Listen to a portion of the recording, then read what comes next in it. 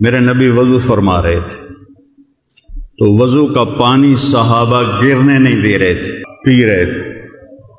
آپ نے فرمایا ما یحملکم علی ھذا، یہ کیوں کر رہے ہو؟ کہ حبا للہ ورسولہ، یا رسول اللہ آپ اور آپ کے رب کی محبت میں کر رہے ہیں۔ آپ نے فرمایا میں بتاؤں اللہ اور رسول سے محبت کرنے والا کون ہے؟ میں بتاؤں؟ سب غور سے سنو، غور سے سنو۔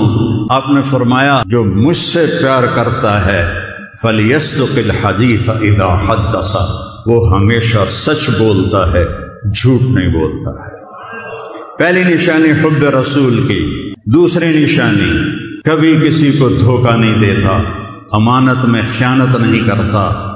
جو مجھ سے پیار کرنے والے ہیں یہ ان کی نشانیاں ہیں، دو ہو گئیں۔ تیسری پڑوسیوں سے وہ اچھا سلوک کرتا ہے، وہ کیسے بھی ہوں، وہ جیسے بھی ہوں، پڑوسیوں سے اس کا سلوک بہت اچھا ہوتا ہے۔ یہ ایک حدیث میں لے لیں۔